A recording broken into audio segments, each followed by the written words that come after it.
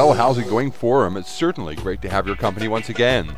Here's a video I made just recently, interviewing the main person behind the People Speak Radio. They've had a long history of delivering the facts to people, and interviewing some of the best names.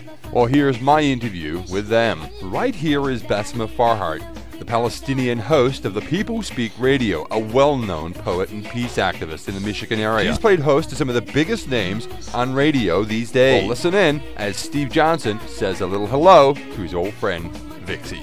Let me get this correct, if I may. You are indeed the author or the founder of the People Speak Radio. Is that correct? Yeah. Mike is the producer, and he's actually the one that initially started another show, and one thing led to another, and he and I have been doing this show for 5 years now, although we've had some various people.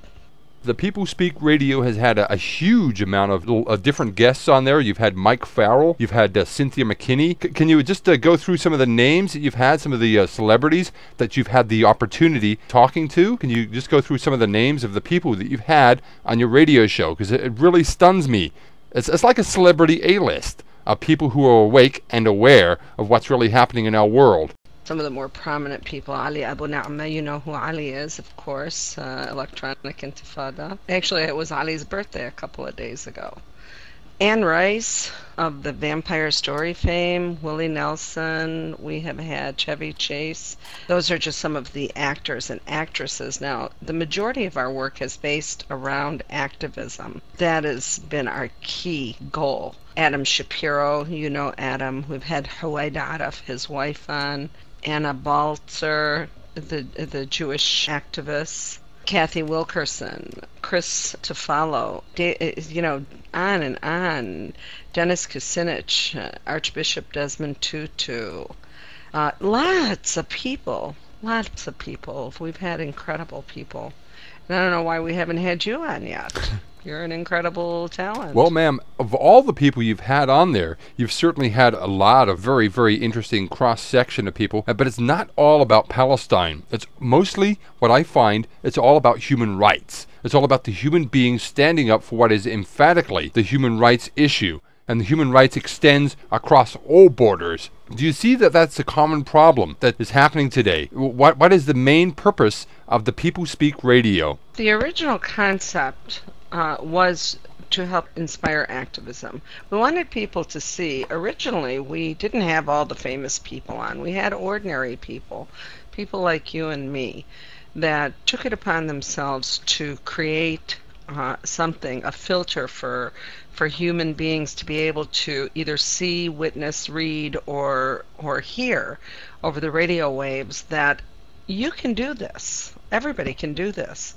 That we are not powerless. That activism is no more than action in progress.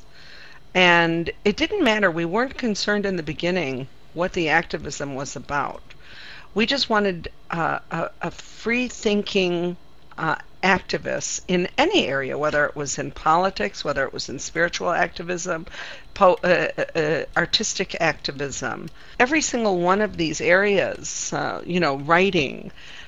We've had Ward Churchill on, William Ayres, William Oden, William Rodriguez, you know him. But I try to slip in as often as I can. The other day we had Helen Thomas on the show. I try to slip in as often as I can the Palestinian issue. Although, you know, if we are really going to be true humanists, there is so much out there. I cannot just self-identify only and make this a Palestine only show, because I believe in a lot of things, and I believe in the goodness of some of the American people. Not all of the American people, surely, but some of the American people. So I can't turn my back on the needs of the community that I live in, because I don't believe that that's how you can solve things. I think you have to work within your communities to inspire people. So this is what the original concept of it has. Sometimes just based on, you know, if we get a really great or big name, I have to tell you, we have fallen into the area where, oh, okay, you know, if President Obama says he wants to come on the show, who are we to say no? we've got a big name. So that certainly helps our credibility when we acquire the guests that we really want. But for the most part, the majority of our guests have been awe-inspiring human beings that have taken it upon themselves to help within their community. Well, ma'am, given that in today's world, the Palestinian issue is an emulation, it's a symbol of what's going on with human rights across the planet. And in fact, in most Western countries, we're now losing our rights faster than the Palestinians ever did. They lost it at a slower rate. But do you see that the struggle is much the same? The struggle for Palestinian rights is much the same as the struggle for human rights across the world. Yourself, being originally a Palestinian American, do you find that many people are now awakening to the basic human rights struggle is much the same, no matter what country or what flag you salute? You know, there was a time when I didn't think it was, but you're absolutely right. When I was very young and in my youth, and I went out to change the world. I didn't know anything about Palestine. I was raised in this country, and you know, as far as I'm concerned, I hated the Arabs because they limited me. I wanted to be a man. If I was going to be anything in the Arab society, I wanted to be a man. So, and as a very aggressive woman coming from a very independent family, we were able to, you know, exert our aggressiveness, for the majority, in positive ways. Do I think all of the issues are the same? I think the struggle is the same struggle. I don't even differentiate the boundaries between the struggles. It is false for us to assume that the planet is not in a struggle right now. Our planet, our human race is in a struggle right now. We have to understand that we have to blend both worlds, both aspects of our reality in order to live harmoniously. And thus far, as long as there is suppression of children, suppression of women, suppression of peoples based on this, on superiority status, which is the chosen status, it's an elitist status, then there will never be harmony in the world. And as long as it exists any place, it will exist every place. Well, for all the people that you've interviewed and all the people you've spoken to, do you find that there is an understanding that our governments have been taken over?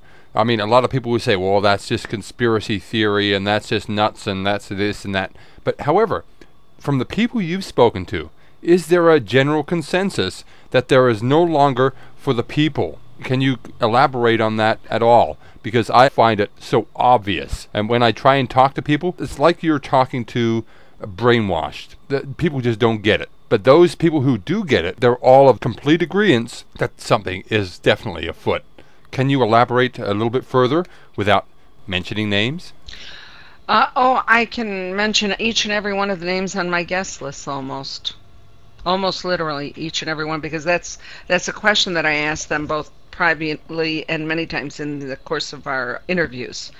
Do you believe that this is by accident or is it by design? And overwhelmingly, the majority of my guests have stated that there is no accident about what is happening. This is all by design. Well, ma'am, if you could say goodbye to all the Stop Funding Israel listeners, that'd be fantastic, because I know there'll be a lot of people who would like to stop funding the machines of death and the machines of war that have only one purpose, and that is funded by the American taxpayers.